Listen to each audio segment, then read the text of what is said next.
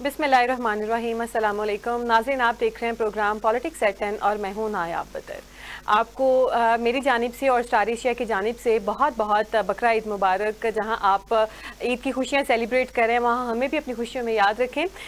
नाज़रीन, जैसा कि आप सब जानते हैं कि बकरा ईद है और बड़ी ईद है, बड़ी खुशियाँ। यहाँ पे हम एक बहुत ही ज़बरदस्त बात करेंगे, बहुत ही मस्बत, जो पाकिस्तान में मैं समझती हूँ एक तेज़ी आई है, थोड़ी सी चेंजिंग हुई है हमारे डिपार्टमेंट्स में। जो पॉजिटिविटी की तरफ जा रहे हैं वो ये है कि हम आज बात करेंगे एक मस्बत और हौसला अफजा पेशरफ्त पर, जो पाकिस्तान की मईशत और टेक्नोलॉजी के शोबे के लिए एक रोशन अलामत है। रवा माली साल 2024-25 के सिर्फ 10 माह यानी जुलाई था अप्रैल के दौरान पाकिस्तान की IT बरामदात में 21% से ज़ायद इजाफा रिकॉर्ड किया गया है और ये 3 अरब 14 करोड़ डॉलर से तजावज़ कर चुकी हैं। ये पेशरफ्त इस बात का सबूत है कि पाकिस्तान की IT इंडस्ट्री तेज़ी से तरक्की की जानिब गामजन है। वज़ारत इंफॉर्मेशन टेक्नोलॉजी के मुताबिक ना सिर्फ IT बरामदात बढ़ी हैं बल्कि IT कंपनियों की रजिस्ट्रेशन में भी 19% इजाफा हुआ है और रजिस्टर्ड कंपनियों की तादाद 20,000 से तजावज़ कर चुकी है। क्या पाकिस्तान वाकई डिजिटल खदमात में एक उभरता हुआ आलमी मरकज़ बनने जा रहा है और किन पॉलिसी इकदाम ने इस तरक्की को मुमकिन बनाया? इस पर बात करने के लिए मेरे साथ मौजूद हैं IT एक्सपर्ट सऊद अहमद साहब। सर, अस्सलाम वालेकुम और खुश आमदीद। वालेकुम अस्सलाम जी, ईद सर, आपको मुबारक। बहुत बहुत ईद मुबारक। आपको भी बहुत ईद मुबारक। जी सर, शुक्रिया आपका। सर, ये बताइएगा कि IT एक्सपर्ट की ईद कैसी गुजरती है, स्पेशली बकरा ईद?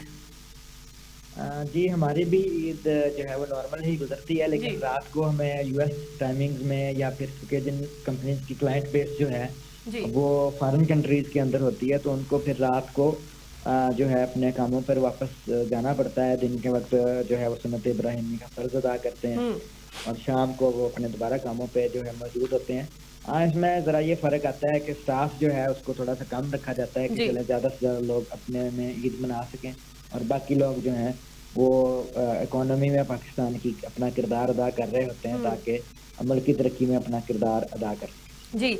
सर, जैसा कि आपने अभी बताया कि आप अमेरिका के टाइम से भी चलते हैं, पाकिस्तान में रहते हुए लंदन के टाइम से भी चल रहे होते हैं, UK के टाइम से, तो ईद किस तरीके से सेलिब्रेट करते हैं आप? यानी कि जो बचपन में ईदें जिस तरह गुजारी, अब इतना टाइम चेंजिंग है, आप दूसरे ममालिक को यहाँ बैठ के देख रहे होते हैं, तो इस चीज़ को कैसे मैनेज करते हैं? देखें जी, मैं समझता हूँ कि जो मजहबी त्यौहार हैं खुसूसन हम्म जो ईदें हैं उनको वैसे ही मजहबी जोशो खरोश के साथ मनाना चाहिए। जी अगर सोशल मीडिया या इंटरनेट के आने से कुछ चेंजेस आई भी हैं तो हमें उनको जो है वो अपने इन त्योहारों के ऊपर हावी नहीं होने देना चाहिए हम्म और भरपूर तरीके से ये सुन्नतें अदा करनी चाहिए। देखें, ईद कार्ड वगैरह जो हैं वो जैसे पुराने दौर में थे, वो एक ईद कार्ड खरीदा जाता था, फिर उसे लिखा जाता था, जी फिर अगले बंदे को पोस्ट किया जाता था या उसे पहुँचाया जाता था। हम्म तो एक उसके पास एक यादगार के तौर पे वो महफूज रहता था कि यार इसने मुझे अपनी ईद की खुशियों में याद रखा है। हम्म अब टेक्नोलॉजी जो है वो ये तो खा गई। खा ठीक गई। है जी, जैसा कि हम्म दूरअंदेशी में अल्लामा इकबाल ने कहा था, है दिल के लिए मौत मशीनों की हुकूमत, हम्म एहसास मरबत को कुचल देते हैं हालात। जो जी फीलिंग्स हैं वो टेक्नोलॉजी ने और सोशल मीडिया ने बेशक इंसान को जोड़ दिया है। देखें, पता ही नहीं होता था, कई कई महीने तक खाते ही नहीं आते थे जो बाहर ऐसे। बैरून मुल्क ओवरसीज पाकिस्तानी थे, उनके अपने प्यारों को पता ही नहीं होता था कि वो हम्म जिंदा है, ठीक है, नहीं ठीक।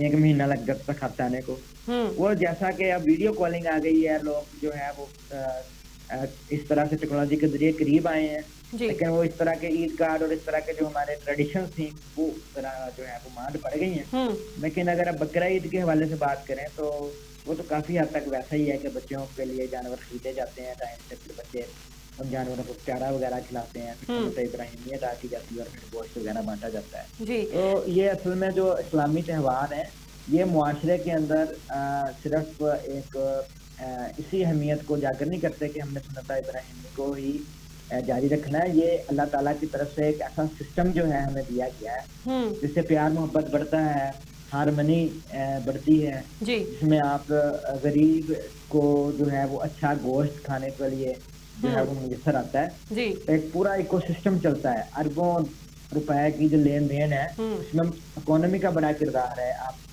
IT के अंदर भी देखें, पाकिस्तान जो है वो ग्रो कर रहा है। इसी तरह जो मंडियों में खरीदो-फरोख्त होती है जानवरों की, अरबों रुपए जो हैं वो ट्रांज़ैक्शंस होती हैं, जो लोडर्स वाले हैं या फिर ट्रांसपोर्टेशन वाले हैं, रिक्शा वाले हैं, वो जानवरों को जो है वो उनकी तरसील का काम करते हैं, फिर व्यापारी जिसमें जो है वो पूरा एक साइकिल चलता है इस बिजनेस का। अल्लाह ताला ने एक ऐसा निज़ाम बनाया जिससे पूरा एक बिजनेस अटैच है। बिल्कुल ऐसा ही है। तो सर आप किस तरह से देखते हैं कि जिस तरीके से टेक्नोलॉजी ने एक इतनी सारी चीज़ों को, इतने सारे मटेरियल को एक मोबाइल फ़ोन तक या आप एक गैजेट तक कह लें तो उसने उधर तक कर दिया है, महदूद कर दिया है। अगर मोबाइल फ़ोन गिर जाए, आपको पासवर्ड भूल जाए, तो हमारी जो टेक्नोलॉजी है हम तो फिर वहीं पर खड़े हुए हैं ना। वो खड़े हुए हैं जी, बैकअप लें, डाटा का पासवर्ड भूल गए, आईडी भूल गए। जी सर। जी आईडी नहीं ना भूलनी चाहिए। देखें हर चीज की एक सिक्योरिटी है, उसका एक रिकवरी का भी तो तरीका कार है ना जी। आईडी आप भूल गए हैं, उसका रिकवरी का पासवर्ड है, रिकवरी की ईमेल है। तो अब अगर किसी की याददाश्त चली जाती है वो तो फिर सारा कुछ चीज का चला जाएगा। जी सही। पर चीजें हैं कि आप खो दें किसी चीज को, हर चीज के देखने नुकसान और फायदे होते हैं, लेकिन जब आप टेक्नोलॉजी के ऊपर मूव करते हैं ना तो उसके कुछ पैरामीटर्स हैं, कुछ SOPs हैं उसको यूज करने के जी, कि आपने क्या पोस्ट करना है, क्या नहीं पोस्ट करना।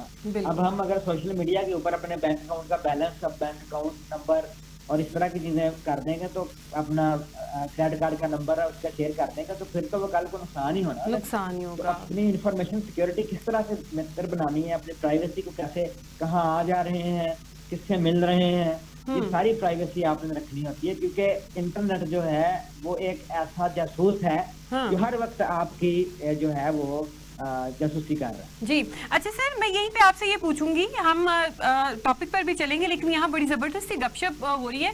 आप ये बताइएगा, जिस तरीके से आपने कहा कि इंटरनेट आप स्पाइंग कर रहा होता है, हर चीज आपको आपकी जो है मॉनिटर कर रहा होता है, तो इसका मतलब है कि जो एप्लीकेशंस हम लोग इंस्टॉल करते हैं और वो ऑप्शंस भी हमसे मांगते हैं, तो हम उनको अपनी एक्सेस दे देते हैं, वो सुन रही होती हैं। और आप देखें कि जब हम कोई भी ऐप खोलते हैं तो उसमें स्क्रॉलिंग करते हुए वो चीजें आ जाती हैं जो हमने किसी से जिक्र किया होता है।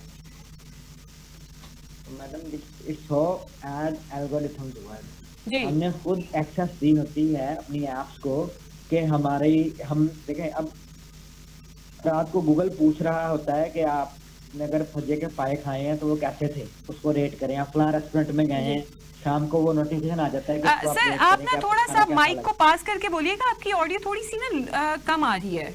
जी अब आपको बात ठीक आ रही है? जी अभी बिल्कुल ठीक आ रही है। जी सर। अच्छा, तो मैं ये बात कर रहा था कि हम खुद लोकेशन परमिशंस, अपने डाटा की परमिशंस हर थर्ड पार्टी ऐप्स को देते हैं, तो वो हमारा डाटा जो है वो यूज करते हैं। ठीक है। पॉजिटिव पर्सपेक्टिव के लिए भी यूज किया जाता है, उसको नेगेटिव पर्सपेक्टिव के लिए भी यूज किया जाता है, आपको एड्स दिखाने के लिए सबसे ज्यादा आपका डाटा यूज होता है, किया जाता तो है। इंटरनेट के ऊपर जो ये सारे पीयर्स हैं ये हर वक्त आपके ताकुब में, क्योंकि उन्होंने आपको एडवर्टाइजमेंट के बाद में जो क्लाइंट से उन्होंने पैसा लेना है वो आपको आपके रेलेवेंट ऐड दिखानी है, जिससे उनकी एड्स का कन्वर्जन रेट बढ़ेगा, सेल्स बढ़ेगी, तो वो दोबारा प्लेटफॉर्म्स को, फेसबुक को या गूगल को और एड्स लगाने के लिए लोग पैसे देंगे। उस तरह से ही एक पूरा ये निजाम चलता है। जी तो सर अगर इनको, इन एप्लीकेशंस को आप असेस ही ना दो कि आपकी लोकेशन ट्रेस कर लें या आपकी गैलरी तक चले जाएं, तो क्या ये फिर इसी तरीके से भी उसी तरीके से वर्किंग करेंगी अगर परमिशन दी हो?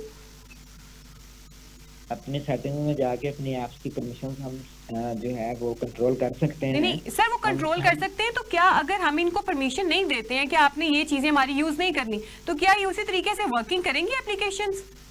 नहीं, ऐसा तो नहीं है कि कैमरे की ऐप है उसको अपने कैमरे की परमिशन नहीं दी तो कैमरा कैसे चलेगा।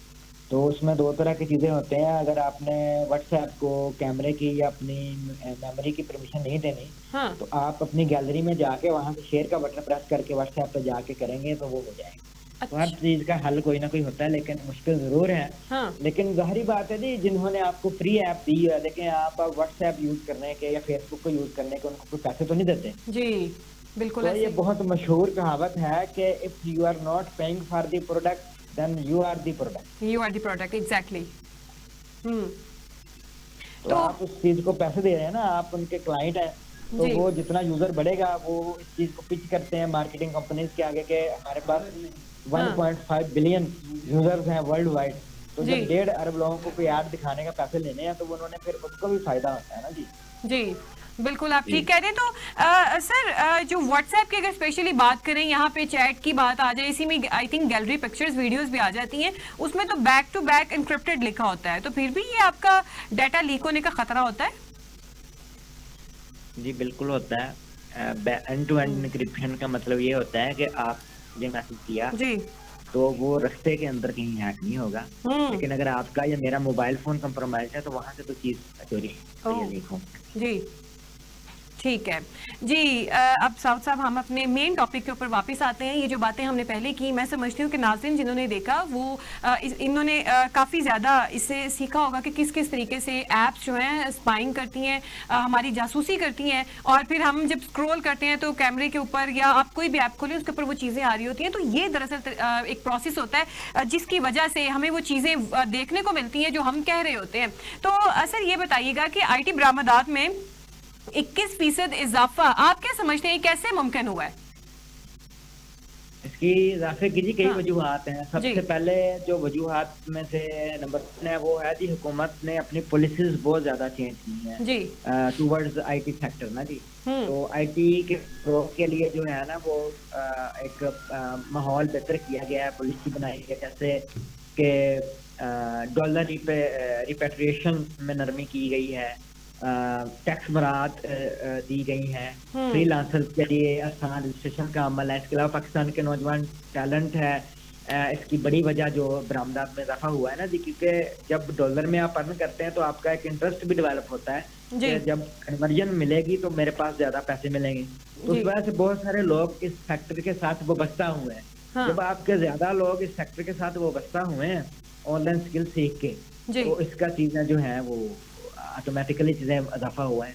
ठीक है जी। तो आप जो जिस तरीके से ये तरक्की हो रही है, आप क्या समझते हैं इसका फायदा जो है मुल्क के नौजवान हो गए, फ्रीलांसर्स हो गए, या स्टार्टअप्स तक भी पहुंच रहा है?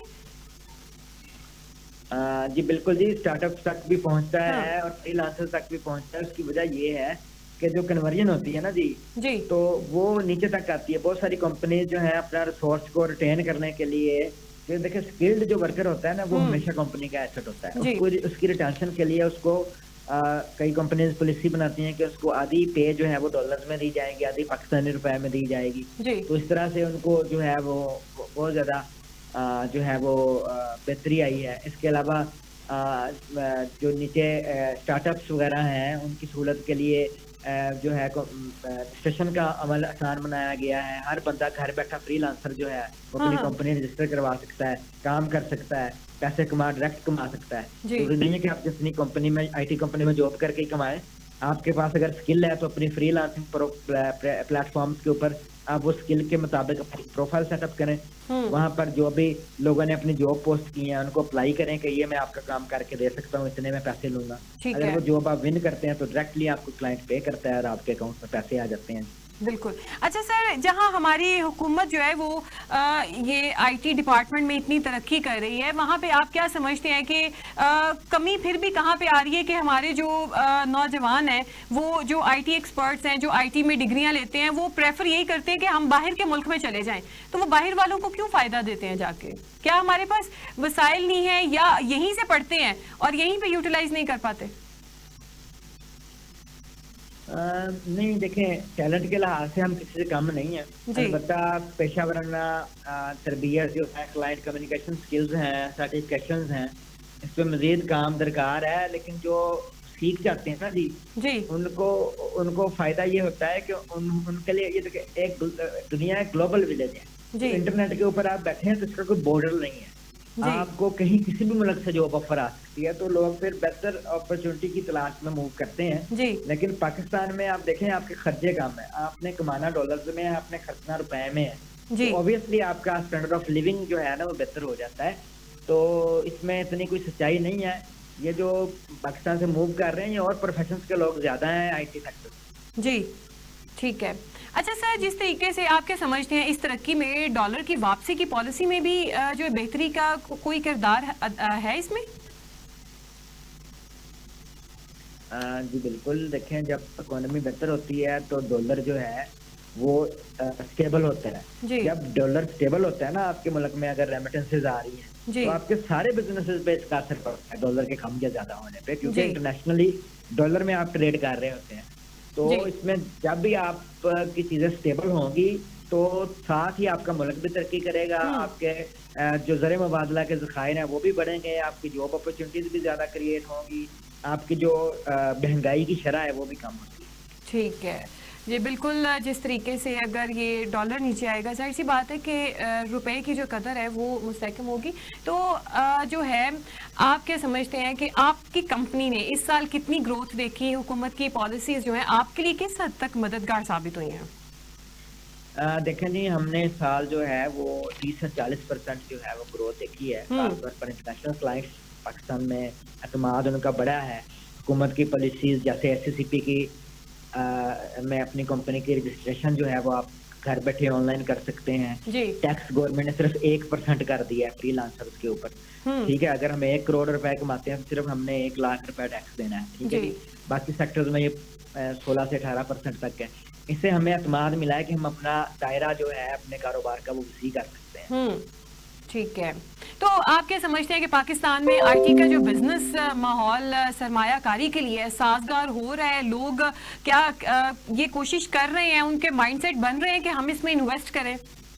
बिल्कुल जी, बिल्कुल। पाकिस्तान अब दुनिया का एक नया IT हब बनने जा रहा है। जी और पाकिस्तान सिर्फ पहले इंडिया की ज़ारादारी थी, लेकिन पाकिस्तान में जब ये 3G 4G और फिर 5G के इकदाम किए गए हैं, जी उसके बाद से देखिए इंटरनेट की बेहतरी की वजह से ही ये सारे मामला बेहतर होते हैं, क्योंकि आपने सारा काम डिलीवर करना है क्लाइंट को थ्रू द इंटरनेट कनेक्टिविटी। हम्म तो अपना जो ऑप्टिकल फाइबर है जी उसका इस्तेमाल बढ़ा है। तो पाकिस्तान के तमाम इंटरनेट सर्विस प्रोवाइडर जो ISP कंपनीज हैं वो मूव कर रही हैं बहुत तेजी से ऑप्टिकल फाइबर के ऊपर, और क्योंकि क्लाइंट भी इस चीज़ को जो है प्रेफरेंस देता है कि मेरे घर के ऊपर में ऑप्टिकल फाइबर का कनेक्शन हो। तो इस वजह से माहौल में इंफ्रास्ट्रक्चर में बेहतरी आने से माहौल में बेहतरी आई है। हम्म पॉलिसी लेकिन तसलसल से सही रहेगी। अवाम के जो एतमाद का जो फ़ज़ा है इसको जो हुकूमत है वो उसको मेंटेन रखेगी। हम्म इसमें जो भी फैसले हैं इसके IT रिलेटेड जो हुकूमत की जो चीज़ें हैं, देखिए अभी आपने देखा कि पाकिस्तान में AI और क्रिप्टो करेंसी के हवाले से एक कौंसल बन गई है। जी इसके अंदर जो है बात हो रही है पाकिस्तान में मुख्तलिफ डाटा सेंटर्स बनाए जा रहे हैं जो AI पे रिसर्च करेंगे। जी तो ये बहुत ज़्यादा खुश आइंद है कि गवर्नमेंट बिल्कुल सही जो है वो डायरेक्शन में जा रही है। जी थोड़ा सा टाइम लग सकता है, लेकिन अगर इसको आप प्रोसेस को स्पीड अप करेगा पाकिस्तान में IT बिजनेस का माहौल जो है वो सरमायाकारी के लिए बहुत साजगार है। जी ठीक है। तो आप क्या समझते हैं कि सरमायाकारी बड़ी अच्छी साबित हो रही है, लोग जिस तरीके से इसमें इंटरेस्ट भी ले रहे हैं या लेंगे आगे को, ये ग्रोथ जो है ये पायदार है या वक्ती हालात की वजह से हुई है? लेकिन ये बराह रास्त जो है ना जी, ये इसके इम्पैक्ट पड़ता है। जी और ये ग्रोथ तभी पायदार होगी जब हुकूमत की पॉलिसियों का तसलसल, रिफॉर्म्स की तकमील और एतमाद का माहौल जो है ना वो जारी रहेगा कि फ्री लांसर एतमाद करे गवर्नमेंट के ऊपर कि गवर्नमेंट में अगर वो इधर पाकिस्तान में बैठा रेमिटेंस में इजाफा कर रहा है, जी पाकिस्तान की जो मैशियत है उसको बेहतर बना रहा है, पाकिस्तान में डॉलर आ रहे हैं, जी तो उसको कल को पाकिस्तान की हुकूमत को तंग नहीं करेगी, उसको सख्ती पॉलिसी नहीं बनाएगी। ये वक्ती फायदा जो है ना जी, ये पायदार तरक्की में बदलना हुकूमत और जो पब्लिक प्राइवेट पार्टनरशिप है जिसको हम निजी शोबा कहते हैं, जी इन दोनों की जिम्मेदारी है कि जो बड़ी सॉफ्टवेयर कंपनीज हैं उनकी भी जिम्मेदारी है, हुकूमत की भी जिम्मेदारी है। उसकी वजह से ये ग्रोथ जो है बिल्कुल पायदार हो। जी। तो अच्छा, दुनिया के दीगर ममालिक में आईटी एक्सपोर्ट को बढ़ाने के लिए क्या हिकमत अमलियाँ इख्तियार की जाती हैं, और पाकिस्तान को कौन सी हिकमत अमलियाँ अपनानी चाहिए जिसकी वजह से ये ज़्यादा से ज़्यादा ग्रो करे? देखें जी, इंडिया ने जो है वो कॉल सेंटर इंडस्ट्री बहुत बड़ी इंडिया जो है ग्रैब करके बैठा है, जिसको BPO सर्विसेज कहते हैं कि आप जो बैक ऑफिस प्रोसेस है उसको जी ऑर्गेनाइज करवाते हैं। ठीक है जी। जी कि आपका सपोर्ट के एजेंट्स जो है वो इंडिया में बैठे हैं क्योंकि वहाँ पर लेबर सस्ती है, तो वो पाकिस्तान में भी बढ़ रही है, पाकिस्तान भी इसकी तरफ तवज्जो दे रहा है। इसके अलावा जो है वो इंग्लिश बेस्ड हाईटेक एजुकेशन पे काम किया जाए पाकिस्तान में, अच्छी कम्युनिकेशन के लॉज पाकिस्तान में बने, तो उस पर भी जो है वो आलमी तौर पर इन मॉडल्स के ऊपर अगर अमल किया जाए जी तो इससे भी सीखने की हमें ज़रूरत है। अगर आप लैंग्वेज बैरियर को ख़त्म करेंगे, अपनी स्किल्स इंप्रूवमेंट की तरफ जाएंगे, इंटरनेशनल सिंगर्स देंगे बच्चों को लर्निंग के अंदर, तो मजीद आप बेहतर हो सकता है। जितने स्किल्ड वर्कर्स, जितने स्किल्ड पीपल आपके मुल्क के अंदर होंगे, उतना ही वो इकोनॉमी को ज़्यादा तेजी से मूव कर सकते हैं। ठीक है। अच्छा, तो ये जो जी नाज़रीन, यहाँ पे टाइम हुआ एक ब्रेक का। ब्रेक के बाद वापस हाजिर होते हैं और साउद साहब से पूछेंगे क्या हुकूमत और निजी शोबा मिलकर कोई मुश्तरका हिकमत अमली अपनाए तो हम जो है $5 अरब का हदफ अबूर कर सकते हैं। इस पर बात करेंगे, लेकिन एक ब्रेक के बाद।